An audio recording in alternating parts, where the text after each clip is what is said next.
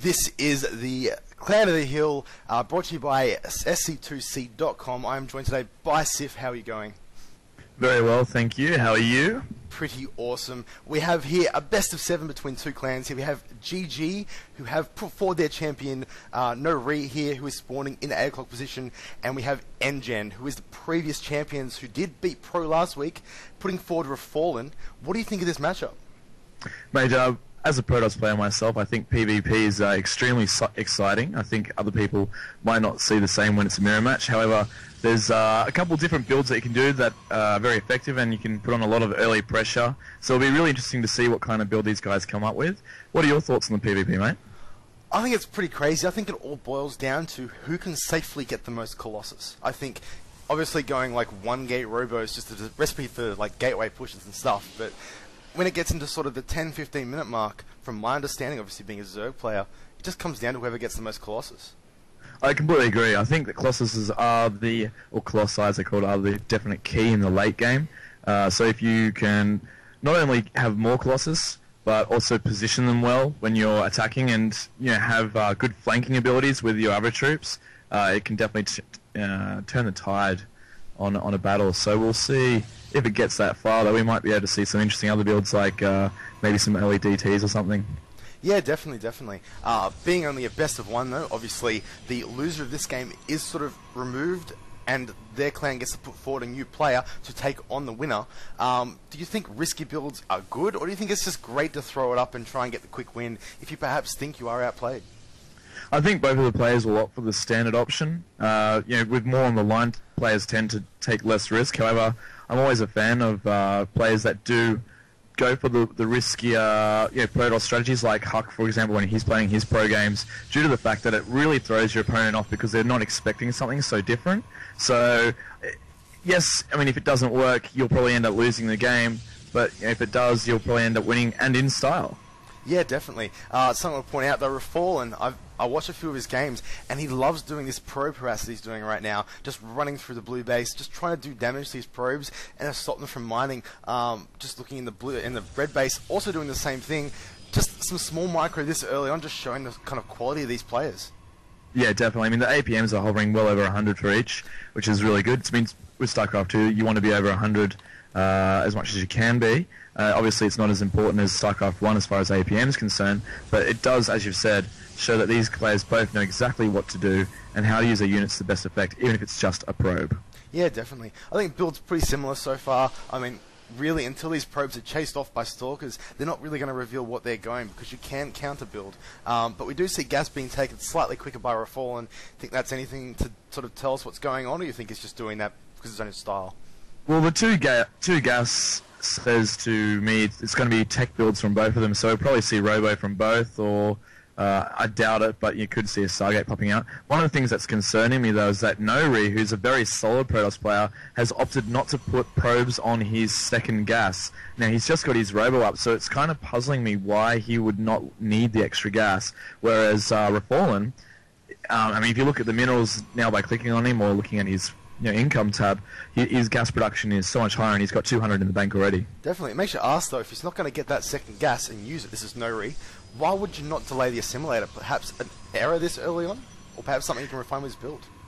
I think it is highly likely that he did not realise that he didn't put probes on there, but he does have the 3 on there now. He's chrono boosting out probes, and I mean, the incomes are about the same, so maybe it'll play an insignificant part in the game, but I'm just trying to find out why he didn't do it. Maybe just looking at production, I can't see any reason why. There's no difference in stalkers or gate tech or anything like that. Yeah, definitely. But really quickly now, we do actually have 3-gate robo coming out from nGenRefallen, but very interesting build for Refallen. 4-gate with a Twilight Council, possibly for a Blink build. Perhaps he wants to go DTs, but they're definitely researching Blink now. So looking like 4-gate Blink Stalker. Obviously, I don't play PvP, being a Zerg player. How good is 3-gate Stalker, and how does it go against 4-gate Stalker? Sorry, how does it go against 3-gate Robo? I think the Blink Stalker strategy is really good. I mean, it's used very commonly by high-ranking Korean players, and the advantage of getting Blink on a map like this is that you can really abuse really the quickly, high though, this Warp Prism over the middle, caught by the Stalkers and killed. Wow.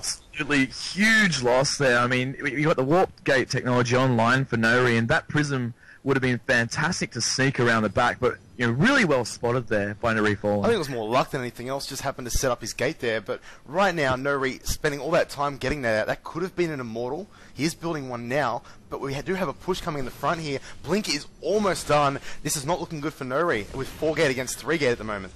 Completely agree. I mean, even if he does manage to force field off his ramp, Blink can be used to get up there anyway, so... See, there you go. Just there. So we've got the fight happening, trying to go for the Immortal, single firing it, but that losing also a lot of units. Yeah, it gives nGenRe's army the chance to take away Refallen, and it looks like it's going to be a rather one-sided battle, even though he's got 2 Zealots in there that really cover up Stalkers. He's going to have to pull back. Definitely, the second Immortal came out just in time. Obviously, Stalkers being armoured, Immortals do very well against them. And Refallen in a very tricky spot now. Despite being a gate up, that Immortal changes it completely. It's going to be very hard for him to push in. Perhaps go for a contain at this point and just try and expand and out macro. But although he is sort of gathering at the front, think he should push in at this point? I think he should try and go for a contain. I mean, he's got the map control advantage. I mean, armies, like, there's no way that Refallen can push up into nGenRe's base. I mean, as you said yourself, that Immortal, it really does change the balance of the game. It does 50 damage against Stalkers. That means 4 shots and one of them is completely gone. So at this stage, I think that, a positioning play would be... Yeah, exactly. So going for the map control, getting that positioning, making sure that you can judge if Good Game nGenRe is going to go for a push, and if he does, then you can play more defensively.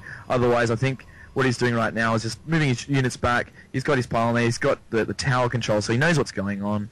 He'll be able to get the economic advantage and then hopefully pull into the lead. Yeah, I think the question will be, how long will nGenRe take to really see this expansion going up? Because he'll have 2 options once he spots it. One is to attack, the other one is to expand himself.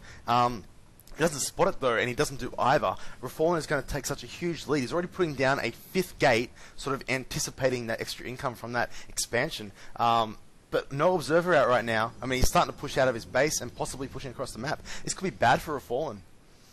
Yeah, definitely. I mean, you have a look at the different visions there, number 1 and 2. The vision of the map is definitely favoured by Refallen.